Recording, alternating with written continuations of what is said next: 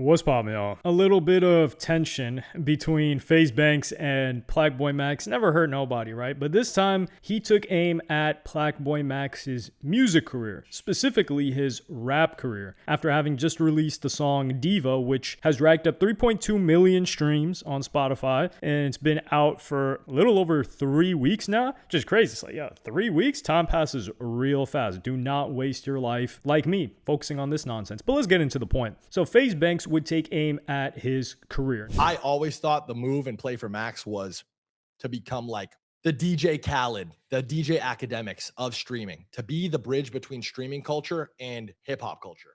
And I felt like he could have played the game on easy mode and just curated songs and been like the producer of songs by just platforming songs and creating music live. Like the In the Booth series was like is the best ever. I think for whatever reason, like all these streamers want to be cool and they want to dress a certain way. And like Max wants to be a rapper. And like, that's like his idea. And that's where he thinks is like that's the direction that he's taking his career, where that just doesn't make any sense to me. Like what I just described to be like the next super producer, the likes of Metro Boomin, is reserved for like a few people could do that. Like Max could do that. DDG could do that. There's a couple people who could actually do it. This is specifically tailored to his music career, of course. And let's just do a little bit of a rewind, of course, because I feel like I was the first person to mention this topic. Not saying FaZe Banks didn't think of it ahead of time and talk about it behind the scenes, which was, like him having a 5-star tape, which is kind of like what Lyrical Lemonade did, Cole Bennett did with Lyrical Lemonade. It came out later than I think most would have liked, but I thought it was a solid tape. If you haven't, you should check it out. But on that tape, it's kind of like a DJ Khaled, where Plaqueboymax has all of these other acts on him. He's the main artist, but he has these people featured on it, and maybe they appeared on stream, maybe the songs were made on stream, although I don't know how that works. But right now, the audience for the majority of Max's music that he's put out is his own audience. So for him to be able to succeed in music, he needs to get an audience of people that know the music, like the music, but have no idea who he is or the fact that he streams. Or maybe they find out later. I thought that this was a great idea. Granted, I think Kai Cenat could have been involved in something like that too. However, Kai Cenat, I don't think he's that deep into music in the same way that a Plaqueboymax was. He would just be the face, but Plaqueboymax is really deep into music. So first we got to address the point where he talks about academics and where he also mentions DDG. No, I don't think DDG could do that. I don't think DDG has the ability to curate music for other people. I don't think DDG is, because you got to keep in mind, DDG's rapped, but DDG has not consumed a ton of music across a wide range of different sounds in the same way that a Plaqueboymax has. And DDG he just doesn't do that much other than rap. Like, he doesn't produce, he doesn't really engineer, and that's not to take away from DDG, but no, he could not do something like that. Well, without a massive sacrifice, and it just doesn't make sense. When you think of DDG curating other people's music, what sense does that make? So it doesn't really add up there. Now, when he compares academics and DJ Khaled, I'm like, whoa, this is a little bit of this is where you find out and notice that FaZe Banks, while he is a big fan of music, I don't think he makes the distinctions between them. I don't think he's like that deep into it, which is fine, obviously. But in academics was more so coverage and media. Think of like a TMZ, journalism to a certain degree, of course, bringing forth news about many different artists before it came to the public, premiered a ton of different stuff, whether it was Cardi news, whether it was news regarding like XXXTentacion at a certain point. But he wasn't really the bridge between,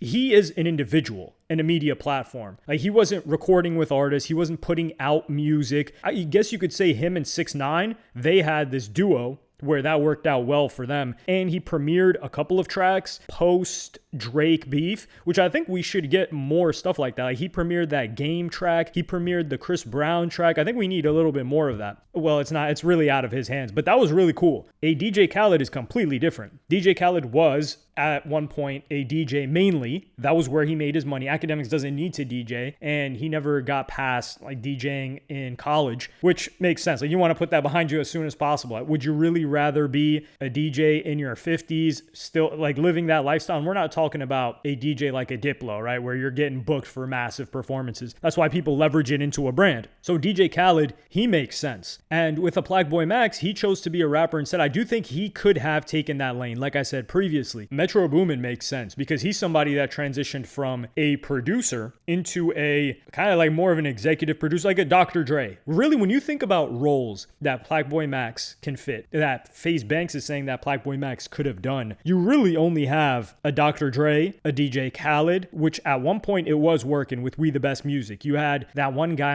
I'm forgetting about him. He was a Jamaican artist. It wasn't Movado. He had this big song in 2015 when Major Key was going on, or right before that happened actually, because 2016 was when the Major Key Snapchat stuff took off and DJ Khaled started focusing on himself. But there was also, of course, Ace Hood that was going on. But you had a Dre, you had a DJ Khaled who gets less respect than Dre, and then you had Metro Boomin. And when it comes to streaming and rap, I would say somebody that really put those two together was a Kenny Beats. Like he was doing his In the Cave series, which of course Plaqueboymax was a fan of. But the difference between a Kenny Beats and even a Metro Boomin and a Plaqueboymax is that Plaqueboymax and a DJ Khaled is that Plaqueboymax has, for lack of a better word, aura, if you want to call it that. But people look up to Plaqueboymax, his audience, in a way where they are inspired by him, fashion-wise, style-wise. They think he's cool. They want to look like him. They want to behave like him. That is not something that Dr. Dre has. People appreciate Dre's music and his curation. That's not what he's got. Rick Rubin, he doesn't have that. Rick Rubin is also somebody that I didn't compare to Plaqueboymax, but I'm saying like that should be on his vision board if for somebody that he could emulate to a certain degree. Metro Boomin doesn't really have that either. So these guys, they have the music, but Plaqueboymax has the curation. And he has the aspiration. Somebody else actually that I should throw into this is an ASAP Yams. ASAP Yams, people knew him. They liked his taste because keep in mind, people didn't really know what Yams looked like for a long time when he had his blog, which is even more respect because he was able to build up his credibility, audience, whatever you want to call it, off the back of his taste. They didn't need to see what he looked like. And he knew, he's like, man, I'm not going to be the rapper. I'm going to get together this group, get together this crew. Okay, Ferg, that guy can rap. Oh, Rocky, that's going to be the guy. That's going to be the front runner, and I'm going to be the vision, and we're going to piecemeal this thing together. And of course, like Rocky, he knew how to dress and all that. And these guys were all into fashion, but Yams had the vision. And Plaqueboymax, he's got something that none of these other guys have, which, like I said, is people want to be like him and look like him. So he could have brought this into, and he still can, bring this into a new light. Whereas rapping, there's a lot of competition and there's been every type of rapper under the sun. And FaZe Banks continues on with this. He's not a good rapper. I think the he doesn't make hit songs. He's so tough though. He's an average rapper in a highly diluted market. How many people are posting rap songs every day? It's an infinite number of people. Way more competitive. By the way, I'm not even gonna shit on his craft. Do what you do what you love. Don't stop rapping. Whatever I do, tons of that I'm bad at. But you're competing with Drake and Playboi Carti and Lil Uzi and Yeet. This is what your competition is. Who's your competition in curation? Who is trying to build the bridge between hip hop culture and streaming culture? As far as publishing music and distributing music, zero. There's no competition. And he was in that bag, in that body. Me and Zach Bia, I put him in talks with Max, connected those dots, and Zach was officially managing Max for a moment. And he set up this Fred Again song with Skepta, and he got nominated for a Grammy with it. This is an outstanding take. And this is why I do appreciate Banks, because this guy has a wide range of different things that he's been tapped into and he's done well in. So he's comparing it from a market perspective, which is that we've got short rappers, we've got tall rappers, we've got rappers with varying different fashion styles, we've got rappers that fall back a little bit more and aren't too known in terms of like publicly, and then we've got rappers that are out in the public and doing the most. Think of like a Blueface. Can we really call him much of a rapper anymore? I would say think of a Finesse 2 Times, for instance. But with a Plaqueboymax, where does he fit in or stick out actually in comparison to these guys? Not too much. And one of the criticisms that I had of Plaqueboymax is that to make it as a rapper, and I will say to transition from a content creator to a rapper, you need music that people who do not follow you or even know about or care about your career as a content creator are listening to your songs. As somebody who did that successfully, Joji, a lot of people don't even know he's Filthy Frank, or they found out later and they're like, oh, that's that guy? I like that guy's music. Or an Oliver Tree, for instance, who was part meme, part like content creator at a certain point. But those are two great examples where a lot of people have listened to their music, have have enjoyed their music, but they are not necessarily fans of, or even knew their prior career in making content. DDG is like 50-50 here. So that's an example where Plaqueboymax has not breached that yet. When you look at Plaqueboymax's numbers, like I said, Diva's got 3.2 million. The Thong Song, that's got 4.9 million. But how many of those people are just listening to the music just off of that? Solo songs, because these are solo songs, which are great numbers. When you look at the vast majority of Plaqueboymax's music that does the biggest numbers, they're collaborative songs. So I'm not saying that without his verses, those songs would be doing more, but his name and his vision is worth a lot more than his verse. A lot of people aren't looking too crazy for his verse, and a lot of people can do what he does on the mic. He's not anything outstanding music-wise, because it takes a lot to be outstanding music-wise. However, if he had, like, let's think of a Bruce Drop Him Off, right? Who's that guy that, does it Protect or whatever? Bruce knows, and also Ian Connor is somebody who knows, and both of these guys, I wouldn't say they look up to Ian Connor, they have a level of respect for him and have linked with him. Like this guy Protect, he's got what, 500,000 monthly listeners? This is off of Bruce. Bruce Drop Him Off, I don't know if he signed this guy, but Bruce Drop Him Off, people like his image, they like his fashion, they like all of these different characteristics about him, and he's another individual like Plaqueboymax where his audience wants to be like him. And what does he do? He doesn't say, you know what, let me rap. He says, you know what, I like this guy. This is my guy. I like his music. I'm going to get behind him. And everybody that likes his taste gets behind him. Now with the Plaqueboymax, I think the issue here is his ego. He wants to be the guy. He's got big dreams, which I support anybody with big dreams, although I don't think it's possible. Like, you're not going to be the top of every field. Like, you think of a Deion Sanders, right? You're like, yo, this guy got to the top of, I was about to say NBA. That's how you know I'm really not tapped into watching sports. But yeah, he was at the top of, what was it? Football and baseball, but those are sports. That's the sports vertical. He didn't get to the top of sports and music and acting and directing. No, he didn't do all of that. So he stayed with relatively close within the same vertical, not to take away from his accomplishments. So for a Plaqueboymax, this guy wants to be at the top of streaming, at the top of music as a rapper, where he could have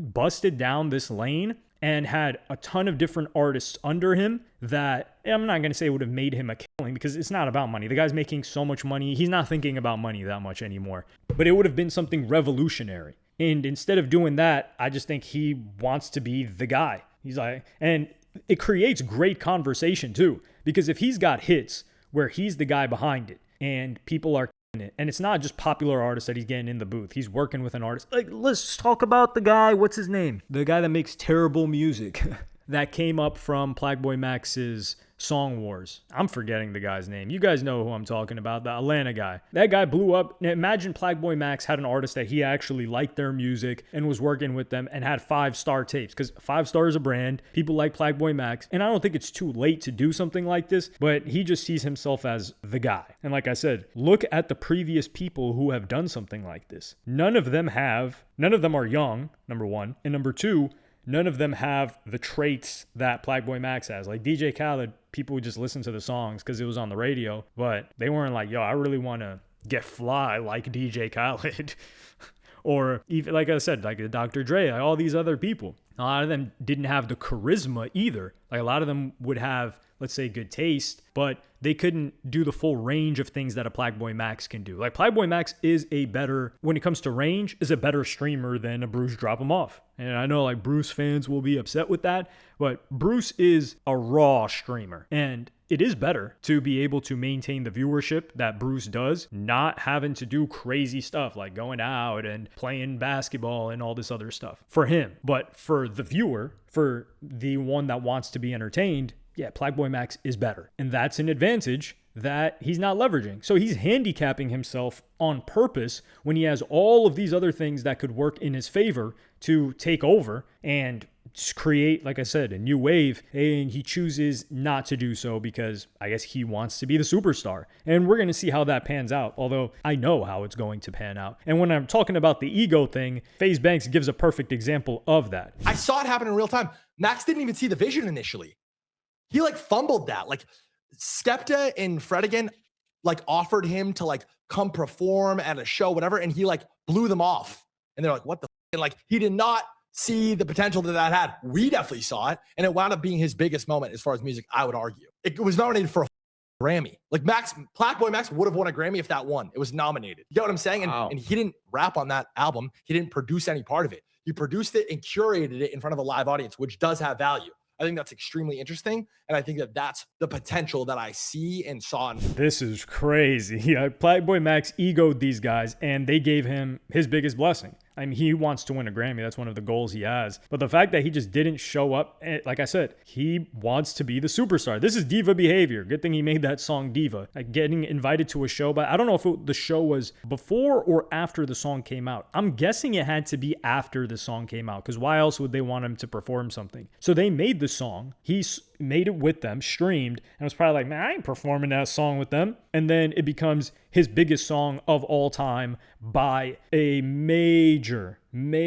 gap. Like the biggest song he has after that is Pink Dreads, which is at about 48 million right now. That song is like 350 million or something like that. And of course, it got the Grammy nomination, and that was a huge look. So we're going to have to see where things go. Of course, it's never too late for him to shift, but that just doesn't seem to be the case. Otherwise, he would have been doing something like that already. But let me know what y'all think in the comments. Like, subscribe, and hit the notification bell if you enjoyed. Do you agree with Banks? Do you disagree with him? And we got to give him some credit here. Like, Banks really had the vision if he's the guy that linked him up with Zach Bia. And I don't know if he's still working with Zach Bia. I know he's probably signed to him music-wise, but if you're flaking on situations like this, I could see why they fell back in working with him. They're like, yo, this guy thinks he's Travis Scott, in the words of FaZe Banks. Yeah, I'm going to see y'all in the next one.